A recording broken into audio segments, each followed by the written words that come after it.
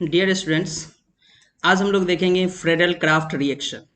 Friedel craft reaction में generally alkylation पढ़ना होता है हमें और एसाइलेशन पढ़ना होता है। यहाँ पे हम अल्काइलेशन को कवर करेंगे। इस अल्काइलेशन में थोड़ा सा डिटेल्स ये होगा कि कौन से compound Friedel craft reaction show करते हैं, कौन से कंपाउंड फ्रेडल क्राफ्ट नहीं करते हैं। जनरली जो लिमिटेशन है फ्रेडल क्राफ्ट अल्काइलेशन का, क्या क्या लिमिटेशन है वहाँ पे, सो उसको हम लोग डिटेल में देखेंगे। और फ्रेडल क्राफ्ट रिएक्शन का जो मैकेनिज्म है अल्काइलेशन का, वो थोड़ा सा डिटेल में देखेंगे। तो फर्स्ट हम लोग देखते हैं अल्काइलेशन। जनरल रिएक्शन क्या है सर? तो general reaction Friedel craft alkylation का ये है कि बेंजीन का रिएक्शन देखते हैं हम लोग अल्काइल हैलाइड के साथ। लेविस एसिड के प्रेजेंस में अल्काइल बेंजीन प्रोडक्ट होता है। क्या है प्रोडक्ट हमारा? Alkyl benzene. Alkyl benzene main product होता है सर। यहाँ पे रिएजेंट हम लोग लेविस एसिड लेते हैं। ये लेविस एसिड क्या सब है? तो ये लेविस एसिड है AlCl3, FeCl3, BF3, TiCl3, ZnCl2 हो सकता है, SnCl4 हो सकता है। नीचे आप देखिए order of effectiveness of Lewis acid as a catalyst. ये जो लेविस एसिड है जो कि एज अ कैटलिस्ट यूज होता है फ्रेडल क्राफ्ट अल्काइलेशन में, उसका इफेक्टिवनेस का ऑर्डर देखेंगे तो ये ऑर्डर में ही लिखा गया था actually. So AlCl3 greater than FeCl3 greater than BF3 greater than TiCl3 greater than ZnCl2 and greater than SnCl4. This is the order of effectiveness of Lewis acid as a catalyst. Okay, mechanism 3 step mechanism proceed करता है sir. ये किस तरह का mechanism है? सबसे पहले alkyl halide AlX3 Lewis acid के साथ रिएक्ट करता है, इंटरमीडिएट कार्बोकेटायन जनरेट करता है। R plus carbocation intermediate generate करता है, AlX4 माइनस आता है सर बाहर। ये कार्बोकेटायन जो है ये इलेक्ट्रोफाइल है, इलेक्ट्रॉन डिफिशियंट स्पीसीज है।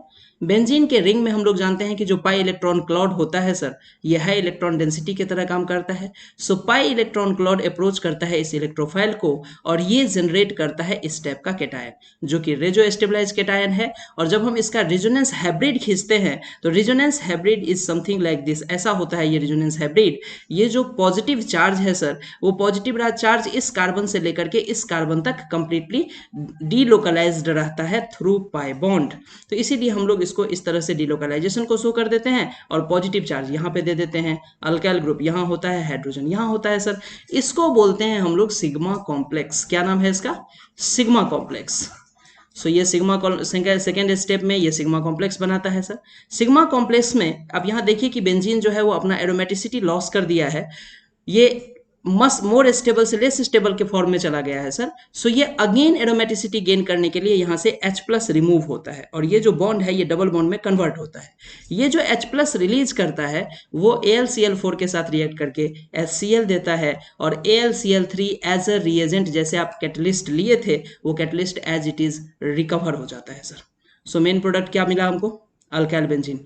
3 स्टेप मैकेनिज्म आई होप आपको समझ में आया होगा। अल्काइल हैलाइड लेविस एसिड के साथ ट्रीट किए, इलेक्ट्रोफाइल जनरेट किया, benzene ring electrophile benzene ring का पाई इलेक्ट्रॉन क्लॉड इलेक्ट्रोफाइल को अप्रोच करता है, सिग्मा कॉम्प्लेक्स देता है।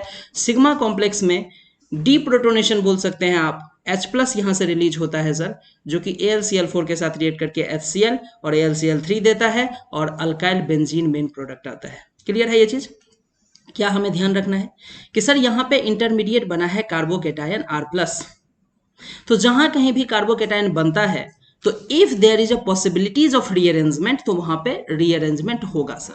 सो यहाँ पे हमने स्टार करके लिखा है कि alkyl carbocation is electrophile, so rearrangement possible. यहाँ पे रीअरेंजमेंट पॉसिबल है, अल्काइल कार्बोकेटायन इलेक्ट्रोफाइल बन रहा है। सो यहाँ पे रीअरेंजमेंट अगर पॉसिबिलिटीज होगी तो वहां पे रीअरेंजमेंट होगा।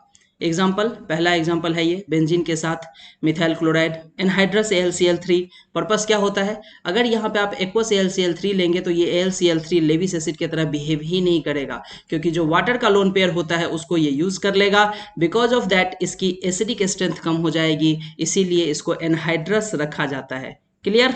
सो CH3Cl एनहाइड्रस AlCl3 ये सर टॉलिन दे देगा, methyl benzene plus HCl release करेगा। सेकेंड एग्जाम्पल में हम लोग यहाँ पे ले लेते हैं प्रोपाइल क्लोराइड। अब यहाँ देखिए नॉर्मल प्रोपाइल बेंजीन नहीं बना है, आइसो प्रोपाइल बेंजीन जिसको हम लोग क्यूमीन बोलते हैं, this is the main product. कैसे हो रहा है सर यहाँ पे ये चीज? तो हो ये रहा है सर कि CH3CH2CH2Cl प्रोपाइल क्लोराइड AlCl3 के प्रेजेंस में कार्बोकेटायन फॉर्मेशन करता है CH3 CH2 और CH2 पॉजिटिव चार्ज। अब देखिए ये 1 डिग्री कार्बोकेटायन है। अब ये स्टेबलाइज होगा बाय हाइड्राइड शिफ्ट, यहां से 1,2 हाइड्राइड शिफ्ट होता है सर। क्या होता है यहाँ पे 1,2 hydride shift. Through 1,2 hydride shift it converted into CH3 CH positive charge और यहाँ पे आ गया CH3। Okay, so this is isopropyl carbocation और ये इलेक्ट्रोफाइल बेंजीन के रिंग पे अटैक करके फाइनल प्रोडक्ट बनाता है सर। सो ये बेंजीन है और आपका जो इलेक्ट्रोफाइल है sir, this is CH positive charge with 2 methyl group isopropyl. So we form here the final product is CH3 का whole twice isopropyl benzene cumene is the final product. Got it? Correct है ये चीज। चलिए तीसरा example देखिए। तीसरा example में हम लोग जो लिए हैं वो है 2 मिथाइल प्रोपाइल क्लोराइड। यहाँ भी क्या होगा, केटायन ये बनेगा सर, यहाँ पे भी केटायन, पहले केटायन क्या बनेगा CH3 CH3 CH2 positive charge. यहाँ फिर से हाइड्राइड शिफ्ट होगा यहाँ पे और जो आपको फाइनल केटायन देने वाला है वो 3 डिग्री केटायन देगा CH3 CH, यहाँ पे positive charge CH3। So sir ये positive charge directly benzene ring के साथ आएगा and it gives tertiary butyl benzene. This is the main product tertiary butyl benzene. अगर हम लोग यहाँ पे टर्शियरी ब्यूटाइल क्लोराइड लेते हैं तो यहाँ पे किस तरह का रीअरेंजमेंट है सर, यहाँ पे जो केटायन मिलेगा आपको CH3 CH3 CH3 CH2 positive charge, this is 1 degree cation. यहाँ पे 1,2 मिथाइल शिफ्ट होगा, यहाँ पे हाइड्राइड शिफ्ट का कोई चांस ही नहीं है। सो 1,2 मिथाइल शिफ्ट होगा सर यहाँ पे। सो फाइनल केटायन कैसा जनरेट होगा CH3 यहाँ पे पॉजिटिव चार्ज, CH2 और CH3 यहाँ आ जाएगा। So this carbocation is attack on the benzene ring and you get this type of product. Okay, so यहाँ ये बातें हमेशा ध्यान रखेंगे कि सर अल्काइलेशन के केस में कार्बोकेटायन इंटरमीडिएट बनता है because of formation of carbocation. If possibilities of rearrangement is possible then rearrangement वहां पे होगा, फाइनल स्टेबलाइज्ड कार्बोकेटायन बनेगा and that carbocation, that final carbocation gives the product. What is the limitation of Friedel-Crafts alkylation? Okay, limitation क्या है इसका? तो पहला limitation है पॉली अल्काइलेशन। फ्रीडल-क्राफ्ट रिएक्शन का पहला लिमिटेशन है पॉली अल्काइलेशन। पॉली अल्काइलेशन का क्या मतलब है?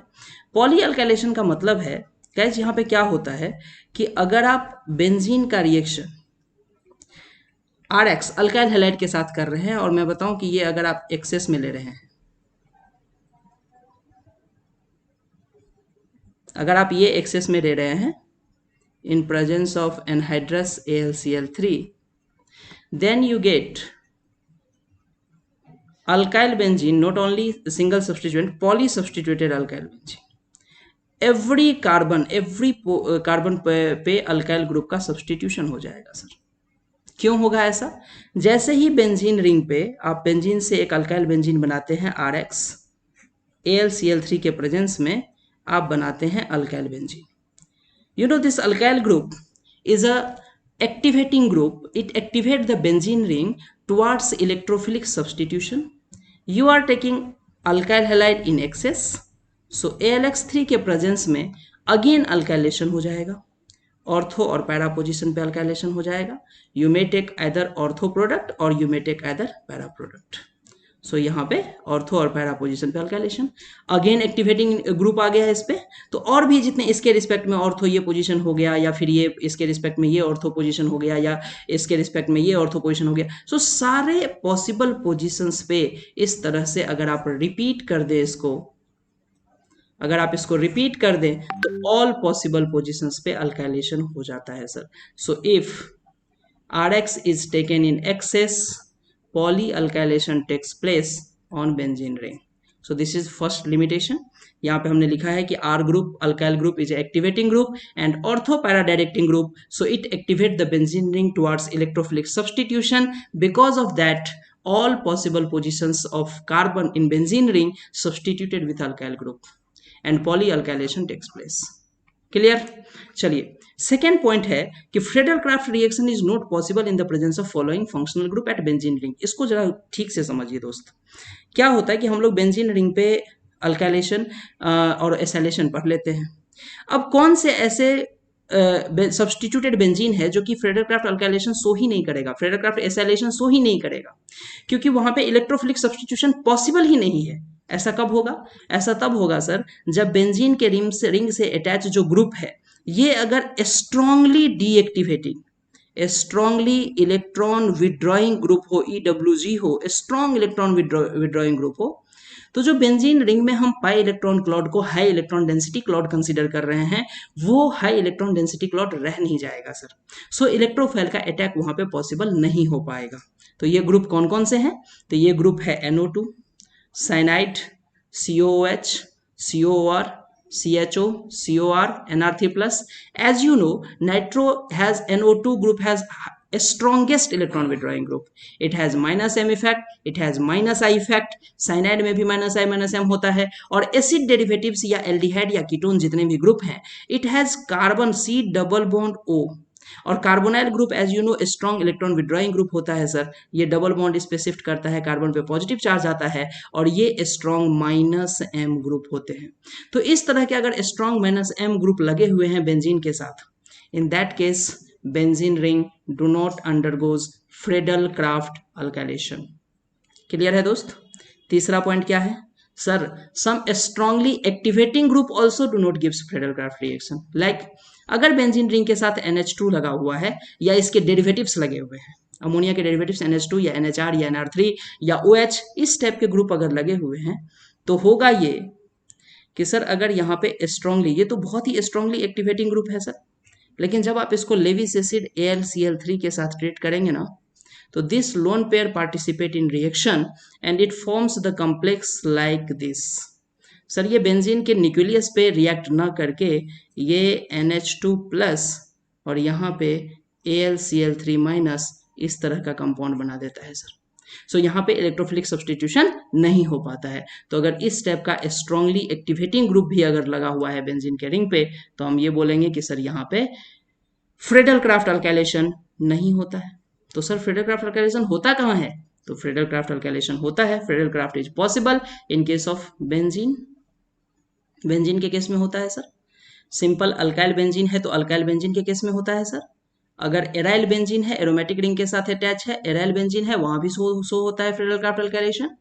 सर अगर हेलो बेंजीन है तो हेलो बेंजीन देता है। इतना ही नहीं सर, अगर यही अमोनिया डेरिवेटिव्स ऐसे लगा हो, NH हो, और यहाँ पे carbonyl group C double bond O और R, इस टाइप का ग्रुप अगर लगा हो, तो क्या होगा कि ये लोन पेयर का डिस्ट्रीब्यूशन दो बोथ साइड हो जाएगा सर। ये इधर की तरफ भी डिस्ट्रीब्यूशन की एक्सटेंट हो जाएगी इसकी, और इधर की तरफ भी हो जाएगी। तो ये एक तरीका होता है कार्बोनाइल ग्रुप को NH के बगल में अटैच कर देने का। ये एक तरीका होता है NH2 ग्रुप के एक्टिवेटिंग टेंडेंसी को कम करने का, डिक्रीज करने का। इससे NH2 ग्रुप का एक्टिवेटिंग पावर डिक्रीज हो जाता है।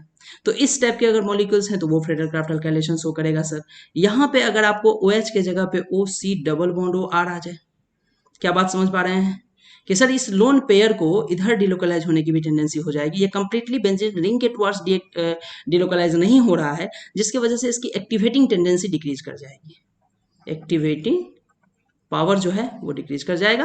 अवेलेबिलिटी ऑफ लोन पेयर थोड़ा सा डिक्रीज कर जाएगा। ये डायरेक्ट लेविस एसिड से रिएक्ट नहीं करेगा, लेविस एसिड बेंजीन के रिंग पे अटैक करना शुरू कर देगा सर, और इन that case it will give the Friedel-craft alkylation. So guys, ये फ्रेडल-क्राफ्ट रिएक्शन कब कब पॉसिबल है, क्या क्या कंस्ट्रेन है इसके, कहाँ कहाँ पे फ्रेडल-क्राफ्ट अल्काइलेशन पॉसिबल नहीं है। तो बहुत स्ट्रॉन्ग एक्टिवेटिंग ग्रुप में भी फ्रेडल-क्राफ्ट अल्काइलेशन नहीं देता है। स्ट्रांगली इलेक्ट्रॉन विड्रॉइंग ग्रुप या डीएक्टिवेटिंग ग्रुप है, in that case Friedel Craft alkylation do not observes, right.